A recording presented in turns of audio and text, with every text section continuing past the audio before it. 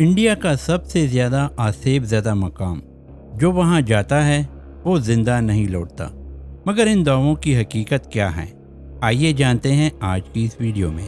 جو بھی غروب آفتاب کے بعد یہاں جاتا ہے وہ زندہ واپس نہیں لوٹتا۔ کہا جاتا ہے کہ یہاں اندھیرے میں آنے والے یا تو مر جاتے ہیں یا گم ہو جاتے ہیں۔ یہ وہ قلعہ ہے جہاں نصب بورڈ پر واضح الفاظ میں لکھا ہے کہ غروب آفتاب کے بعد سے طلوع آفتاب تک یہاں داخلہ سختی سے ممنوع ہے۔ مقامی روایتوں کے مطابق یہ قلعہ آسیب زدہ ہے اور اسے انڈیا کا سب سے آسیب زدہ مقام قرار دیا جاتا ہے۔ بھانگڑ قلعے کی تعمیر 16ویں صدی میں ہوئی تھی اور یہ راجہ مادھو سنگھ کی سلطنت کا صدر مقام یا مرکز تھا، مگر تعمیر اور آبادکاری کے چند ہی برس بعد اس کے مکین اسے چھوڑ کر کہیں اور چلے گئے، اور مقامی روایات کے مطابق ایسا اس لیے ہوا کیونکہ ایک مقامی جادوگر نے اس قلعے کی رانی کو حاصل کرنے میں ناکامی کے بعد قلعے اور اس کے رہائشیوں پر جادو کر دیا تھا۔ اس قلعے کو سب سے آسیب زدہ جگہ قرار دیا جاتا ہے جہاں بھوت پریت بستے ہیں۔ اس قلعے کی تعمیر کا آغاز سن 1570 کے لگ بھگ شروع ہوا تھا اور اس کی تعمیر کا کام 1600 میں مکمل ہوا۔ امیر کے راجہ بھان سنگھ کے نام پر اس قلعے کا نام رکھا گیا تھا۔ بھان سنگھ کا دوسرا معروف نام مان سنگھ بھی تھا۔ مادھو سنگھ یہاں کے راجہ تھے، جبکہ رتناوتی ان کی ملکہ تھی، اور یہ قلعہ راجہ مادھو سنگھ کی سلطنت کا ابتدائی دارالخلافہ تھا۔ یہ قلعہ لگ بھگ 450 سال پرانا ہے اور یہ انڈیا بھر میں معروف اس لیے ہے کہ اسے ملک کی سب سے آسیب زدہ جگہ قرار دیا جاتا ہے۔ یہ بھوت پریت کی کہانیوں کے حوالے سے انڈیا میں پہلے نمبر پر ہے۔ یہ مشہور ہے کہ یہاں اب صرف بھوت بستے ہیں۔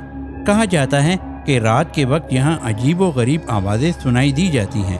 جو بھی رات کے وقت یہاں آتا ہے وہ زندہ بچ کر واپس نہیں نکلتا یا پھر کہیں کھو جاتا ہے۔ شروعات میں یہاں چند اموات ہوئی تھیں اور اب کہا جاتا ہے کہ مرنے والوں کی روحیں اس قلعے میں بھٹکتی ہیں۔ بھانگڑ کے حوالے سے چند لوک داستانیں مشہور ہیں جو آپ نے بھی ضرور سنی ہوں گی۔ اس میں سب سے معروف داستان رانی رتناوتی کے حوالے سے ہے۔ وہ حسین و جمیل ملکہ تھیں جو قلعے میں ہی رہتی تھیں، اور کہا جاتا ہے کہ وہ اس پورے قلعے کی انچارج تھیں۔ اور پھر اس کے بعد اس جادوگر کی کہانی ہے جو رانی کو حاصل کرنا چاہتا تھا۔ اس جادوگر نے رانی کی توجہ حاصل کرنے کی ہر ممکن کوشش کی، مگر اس کی یہ کوششیں کامیاب نہ ہو سکیں۔ اس ناکامی کے بعد جادوگر نے اس قلعے کے باسیوں کو بد دعا دی اور اس نے اس امر کو یقینی بنایا کہ یہ قلعہ تباہ و برباد ہو جائے۔ اس قلعے کے اوپر چھتری نما واچ ٹاور ہے اور یہی وہ جگہ ہے جہاں سنگھ سیودا نامی جادوگر رہتا تھا۔ رانی کو حاصل کرنے میں ناکامی کے بعد جادوگر نے بھانگڑ قلعے پر جادو کر دیا، جس کے نتیجے میں 24 گھنٹے کے اندر اندر اس مضبوط قلعے کا بیشتر حصہ تہس نہس ہو گیا۔ یہ شاید سن 1605 کی بات ہے، جب اس قلعے میں آباد افراد کی تعداد 14,000 کے لگ بھگ تھی۔ انہی 24 گھنٹوں کے دوران کچھ ایسی آفت پڑی کہ راجہ سمیت یہاں بسنے والی آدھی آبادی یہاں سے نکل کر بھاگ گئی۔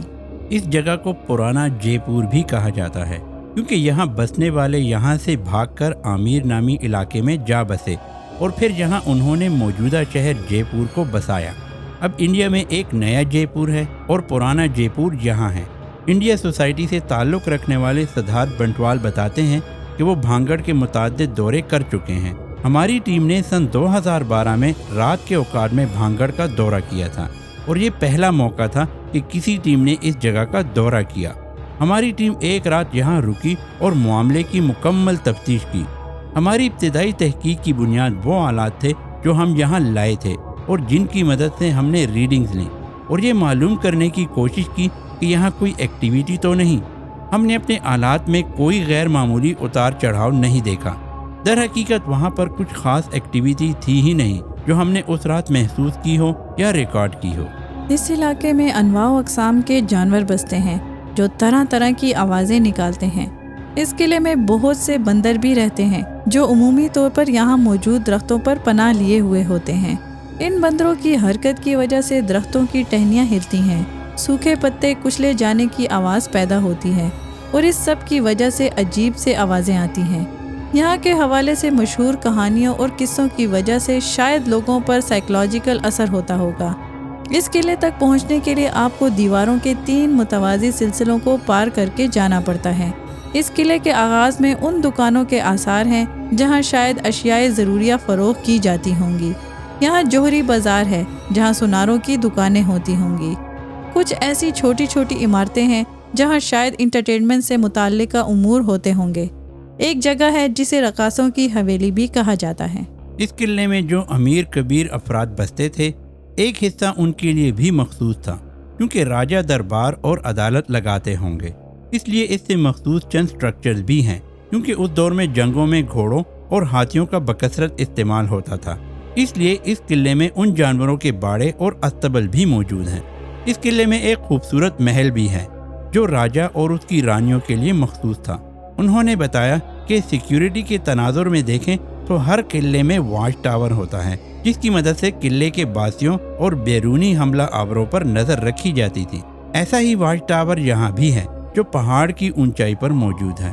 اس کی مدد سے نہ صرف دشمنوں اور حملہ آوروں پر اپنے قلعے کے باسیوں پر نظر رکھی جاتی ہے، اس سب کے علاوہ قیدیوں اور دشمنوں کو بند کرنے کے لیے یہاں ایک جیل بھی بنائی گئی تھی۔ یہ قلعہ سارسیکا ٹائیگر ریزرو کے بہت قریب واقع ہے۔ یہاں موجود تازہ پانی کے چینلز آبی اور جنگلی حیات کو اپنی جانب راغب کرتے ہیں۔ سارسیکا ٹائیگر ریزرو اور جنگلاتی علاقہ ہونے کے باعث اس پورے علاقے میں بجلی کی سہولت موجود نہیں ہے۔